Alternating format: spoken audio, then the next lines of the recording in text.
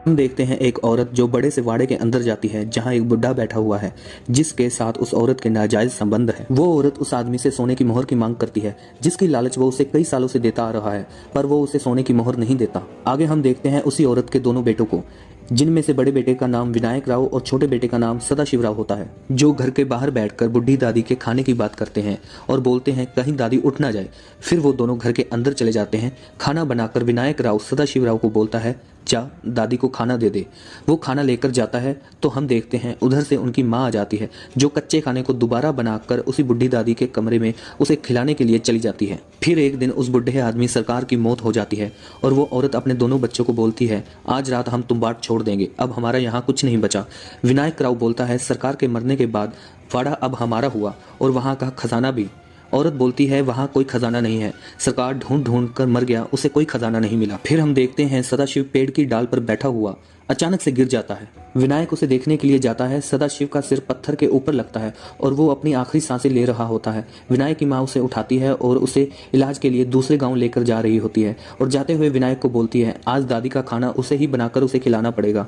अगर दादी उठ जाए तो उसे बोलना सो जा दादी वरना हस्तर आ जाएगा। वो घर के अंदर जाता है तो दादी जाग रही होती है और विनायक को अपने पास बुलाती है और खजाना चाहिए ये बोलती है। विनायक हाँ बोलता है और दरवाजा खोलकर उसके पास जाता है और हम देखते हैं दादी कई सौ साल की है जिसका मांस सारा गल चुका है और देखने में बहुत बदसूरत है। दादी विनायक को बोलती है अगर खजाना चाहिए तो मुझे खाना खिला।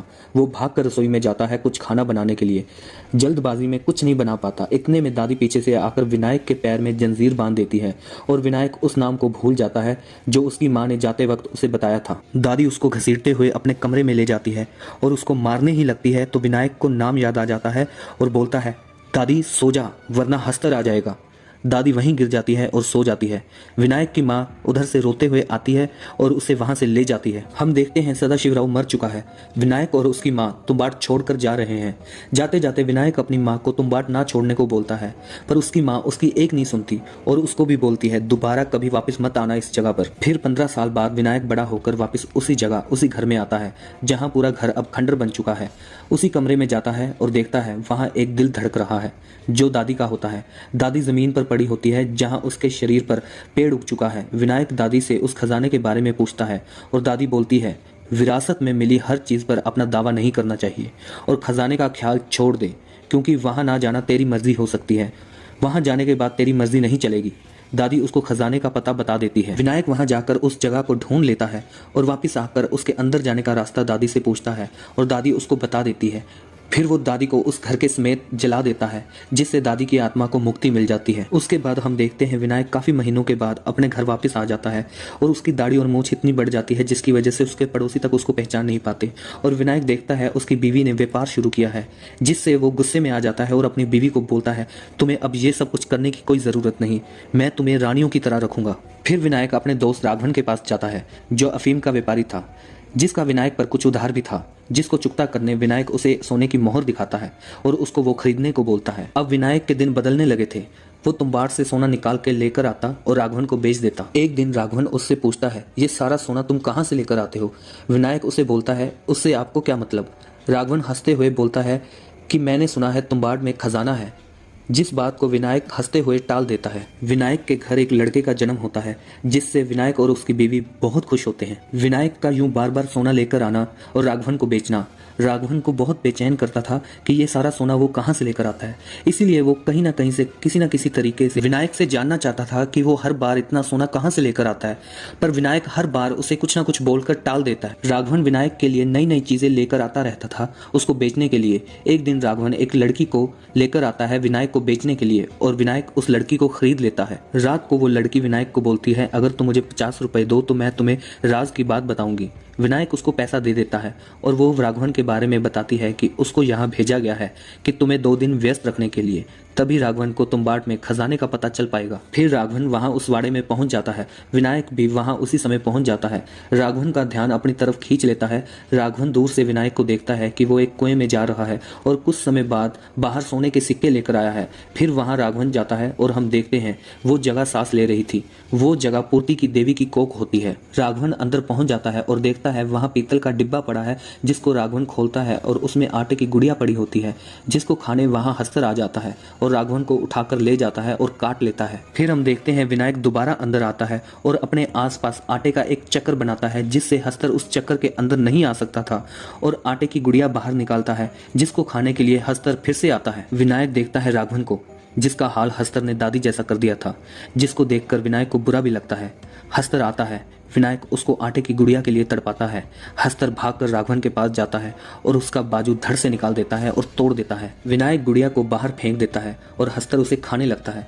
विनायक हस्तर के पीछे सोने के सिक्कों की थैली को खोल देता है और कुछ सिक्के निकालकर वहां से जाने ही लगता है तो राघवन चिल्लाने लगता है।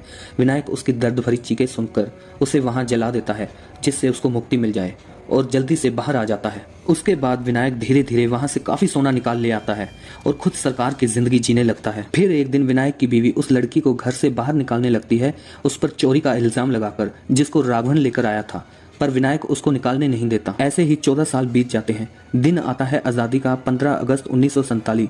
हम देखते हैं विनायक की उम्र हो गई है, अब उसमें वो फुर्ती नहीं रही जो पहले थी, इसीलिए वो अपने बेटे को तैयार करता है, पर उसका एक पैर ठीक नहीं था, जिससे विनायक खुश नहीं था। विनायक अपने घर में ही रोज उसको रस्सी से ऊपर चढ़ना, हस्तर की सोने की थैली खोलकर पैसे उठाकर भागना सिखाता है। विनायक को सोने के व्यापारी का फोन आता है और विनायक उसको अगले हफ्ते के लिए बोल देता है और देखता है अब उसका बेटा तकरीबन तैयार ही है। वो अपने बेटे पांडुरंगा को लेकर तुम्बाड़ जाने का फैसला करता है। फिर वो दोनों आटा डिब्बे में लेकर तुम्बाड़ की ओर निकल जाते हैं। रास्ते में विनायक अपने बेटे को हस्तर के बारे में बताता है, अगर क्या हो कि तुम्हें 600-700 साल जीने को मिले और सोने और खाने को मिले।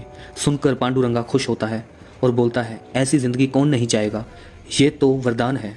विनायक बोलता है, ये वरदान ही हस्तर का श्राप है, अगर हस्तर काट ले तो इंसान अमर हो जाता है, उसका शरीर बदबू मारता रहता है और सड़ता रहता है, जो मौत से भी बदतर है। फिर हम देखते हैं वो दोनों वाड़े में पहुंच जाते हैं और विनायक पांडुरंगा को आटे की गुड़िया बनाना सिखाता है और बोलता है, इसमें थोड़े कंकर भी डाल दे, जितना टाइम हस्तर को खाने में लगेगा हम उतने अच्छे से सोना लेकर बाहर आसानी से आ जाएंगे।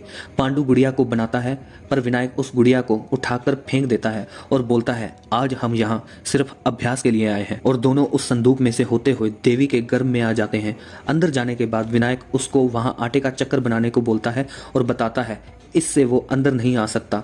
पांडु पूछता है क्यों? विनायक बताता है कि हस्तर को सोना तो बहुत मिला पर अनाज नहीं, उसको अनाज की भूख है, वो उसको तभी मिल सकता है जब उसको कोई वो दे, इसीलिए आज हम वो आटे की गुड़िया नहीं लेकर आए। विनायक ये बोल ही रहा होता है, इतने में पांडु वहाँ आटे की एक गुड़िया छुपा कर ले आता है और जैसे ही गुड़िया को निकालता है साथ के साथ वहाँ हस्तर आ जाता है, एकदम पांडु पर वार कर देता है। पांडु आटे की गुड़िया गिरा देता है, विनायक उसको खींच लेता है, हस्तर आटे की गुड़िया खाने लगता है। हस्तर आटे की गुड़िया खा रहा होता है, इतने में पांडु उसकी थैली खोल देता है, जिसमें से सोने के सिक्के गिरने लगते हैं और पांडु उनमें से कुछ सिक्के उठा लेता है। विनायक उसको वहां से भागने को बोलता है, दोनों जल्दी से रस्सा खींचकर ऊपर आ जाते हैं। पीछे हस्तर भी आ रहा होता है, पर दोनों बाल बाल बच जाते हैं। बाहर आकर विनायक पांडु को बहुत खूब मारता है और बोलता है, तुझे मना किया था ना आटे की गुड़िया साथ में लेकर आने के लिए, आज सिर्फ हम अभ्यास के लिए आए थे। और फिर विनायक देखता है पांडु जरा सा भी नहीं डरा और दोनों सिक्के उठाते हैं और वहां से वापस आ जाते हैं। रास्ते में पांडु को विनायक एक सिक्का दे देता है उसकी बहादुरी के लिए, जिस सिक्के को पांडु विनायक की दूसरी औरत को दे देता है, जिसका पता चलने पर विनायक पांडु को बहुत मारता है। विनायक को कुछ लोग आकर बताते हैं कि तुम्बाड़ का वाड़ा अब सरकार के हवाले है, जहां उसको तोड़कर अब गांव बसाए जाएंगे। विनायक चिंता में आ जाता है। पांडु उसको आकर बोलता है, हस्तर का सारा सोना उसकी थैली में है, अगर हम कुछ सिक्कों की बजाय उसकी थैली ही चुरा लें, सारा सोना हमारा होगा। विनायक बोलता है, कुछ सिक्के बहुत मुश्किल से उठाए जाते हैं, उतने समय में जितने समय में वो आटे की गुड़िया खाता है, पूरी थैली कैसे चुरा पाएंगे? पांडु बोलता है कि हम बहुत सारी आटे की गुड़िया लेकर जाएंगे। विनायक सोच में पड़ जाता है और उसको ये ठीक लगता है। दोनों बहुत सारा आटा लेकर वहां पहुंच जाते हैं, बहुत सारी आटे की गुड़िया बनाकर। वहां अंदर जाकर जैसे ही एक गुड़िया फेंकते हैं, हस्तर आ जाता है। जैसे जैसे आटे की गुड़िया निकालते हैं, हस्तर के कई रूप वहां आ जाते हैं। दोनों हस्तर के कई रूपों से घिर जाते हैं। पूरा दिन बीत जाता है, वो दोनों वहीं देवी की गर्भ में बैठे रहते हैं। फिर हम देखते हैं विनायक अपनी कुर्बानी देने का फैसला करता है। वो जो एक बड़ी गुड़िया रह गई थी, उसकी छोटी छोटी गुड़िया बनाता है और अपने पूरे जिस्म पे बांध लेता है। रस्सी खींचकर ऊपर जाने लगता है, पीछे हस्तर भी जाने लगते हैं। जैसे जैसे वो पांडु के ऊपर चक्कर के गिरते हैं, खत्म हो जाते हैं। विनायक ऊपर की ओर जा रहा होता है, पीछे हस्तर जाते हैं। विनायक और पांडु देवी की गर्भ में जाने से पहले संदूक के बाहर आटे का चक्कर बनाकर जाते हैं। जैसे ही विनायक ऊपर आता आता है, हस्तर भी आते हैं और सभी खत्म हो जाते हैं। फिर पांडुरंगा वहां से बाहर आता है और हम देखते हैं विनायक की भी वही हालत हो चुकी है जो दादी और राघवन की हुई थी। विनायक पांडु को हस्तर की वो सोने की थैली देता है, पर वो लेने से इनकार कर देता है। पांडुरंगा विनायक को जला देता है जिससे उसकी आत्मा की मुक्ति हो जाए। कहानी से हमें सीख मिलती है कि लालच हमें कहां से कहां ले जा सकता है। इसी के साथ कहानी खत्म हो जाती है। आपको फिल्म की कहानी कैसी लगी कमेंट कर जरूर बताएं। वीडियो को लाइक और चैनल को सब्सक्राइब जरूर कर दें, जिससे आपको हमारे आने वाले और भी वीडियोस मिलते रहेंगे। धन्यवाद।